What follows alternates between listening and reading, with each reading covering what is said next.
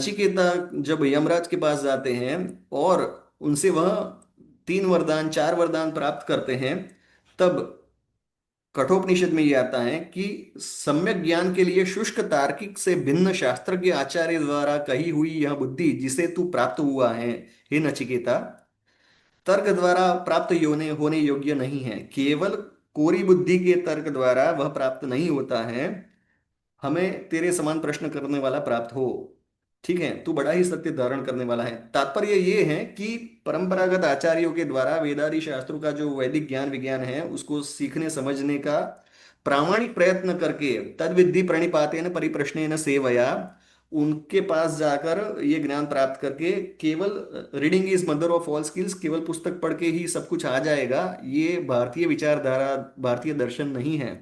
पुस्तक छापना, पुस्तक best seller बने, ज्यादा बिके, ऐसे दृष्टिकोण से हमारे ऋषि महर्षियों ने ये ग्रंथ नहीं बनाए थे और वो पैसा कमाए। ठीक है।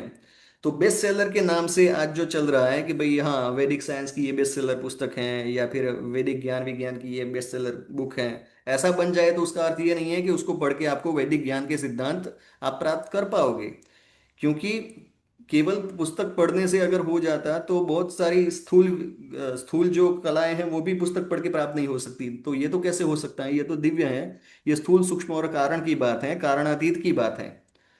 आगे इसी के भाष्य में यही जो मंत्र है उपनिषद का, जो मृत्यु अर्थात यमराज नचिकेता को बोलते हैं, उसी के भाष्य में आदि शंकराचार्य जी कहते हैं कि अपनी बुद्धि से निकाले हुए केवल तर्क द्वारा इसका ज्ञान नहीं हो सकता। ये वैदिक ज्ञान विज्ञान की बात है, ये अध्यात्म विद्या की बात है, ब्रह्म विद्या की बात है। यदि कोई पुरुष तर्क करके उस अणु परिमाण आत्मा को स्थापित भी करे तो दूसरा उससे भी अणु पर तथा तीसरा उससे भी अत्यंत अणु स्थापित कर देगा। अगर केवल कुछ तर्क ही करने हैं, मुंह बोले तर्क, वैखरी सहित तर्क ही करने हैं, तो ऐसे तो तर्क चलते रहेंगे और हर कोई हारता जाएगा किसी और से। तो क्योंकि कुतर्क की स्थिति कहीं भी नहीं है, अब वो स्थिति तक कोई अंत ही नहीं आएगा।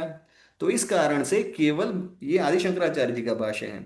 अतः अभेददर्शी आचार्य द्वारा, अभेददर्शी आचार्य जो अपने में और प्रकृति में, पंच महाभूत में, माया में, ब्रह्म में, सर्वम खल्विदम ब्रह्म, इस अभेद दृष्टि से अहम ब्रह्मास्मि तत्वमसि अयम आत्मा ब्रह्म, ये सब सूत्रों के द्वारा अभेददर्शी हो, श्रोत्रिय ब्रह्मनिष्ठ हो, ऐसे आचार्य द्वारा उपदेश किए हुए आत्मा में उत्पन्न हुई जो यह शास्त्र प्रतिपाद्य आत्म विषयक मति है, वह तर्क से अर्थात अपनी बुद्धि के उहापोह मात्र से प्राप्त होने योग्य नहीं है। अथवा यह आत्मबुद्धि तर्क शक्ति से अपने तव्य यानी छोड़ी जाने योग्य नहीं है, क्योंकि तार्किक तो अध्यात्म शास्त्र से अनभिज्ञ होता है।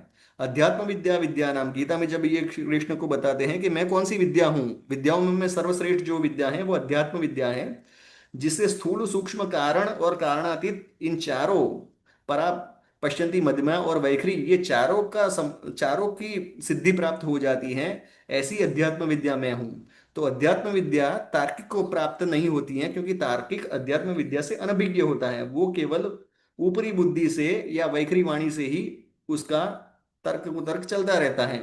वह अपनी बुद्धि से कल्पना किया हुआ चाहे तो जो जो भी कहता रहता है। अतः हे नचिकेता, यह जो शास्त्र जनित आत्मबुद्धि है वह तो तार्किक से भिन्न किसी शास्त्र के आचार्य द्वारा उपदेश की तरह जाने पर ही, उपदेश की जाने पर ही सम्यक ज्ञान की कारण होती है। तो यही बात हमें वैदिक ज्ञान विज्ञान को अगर समग्र तत्व के, उसके सारे तत्वों सहित समझना है, जानना है, अनुभव करना है, प्रयोग में लाना है, तो समझना चाहिए। आगे गीता के भाष्य में आदि शंकराचार्य जी ये भी कहते हैं, 18वें अध्याय के 50वें श्लोक के भाष्य में कहते हैं, गुरु संप्रदाय रहित विधिवत वेदांत श्रवण विहीन अत्यंत बाह्य विषयासक्त बुद्धि वाले। अब इस ये जो लक्षण है उसमें आप कई लक्षण तो देखेंगे कि जो योग के 5 यम और 5 नियम है उससे भी जिनकी दूरी है, अपनी इंद्रियों पे जिसका संयम नहीं है, जो बाह्य विषयों में आसक्त हैं, तो ऐसे व्यक्ति को वैदिक विज्ञान के रहस्य प्राप्त नहीं हो सकते हैं। तो ये पक्ष हमें, जैसे योग को, योगा डे तक हम पहुंच गए, इंटरनेशनल योगा डे तो मना रहे हैं, लेकिन जितनी महिमा योग की, महिमा बड़ी बहुत अच्छी बात है पूरे विश्व में, लेकिन उतनी महिमा यम, 5 यम और 5 नियम की भी बननी चाहिए। 5 यम और 5 नियम क्या है आप देख लीजिएगा कृपया। अभी समयाभाव के कारण उसको अभी नहीं ले रहे हैं। सम्यक प्रमाण अपेक्षित श्रम से रहित लोगों के लिए ब्रह्मनिष्ठा असंभव है।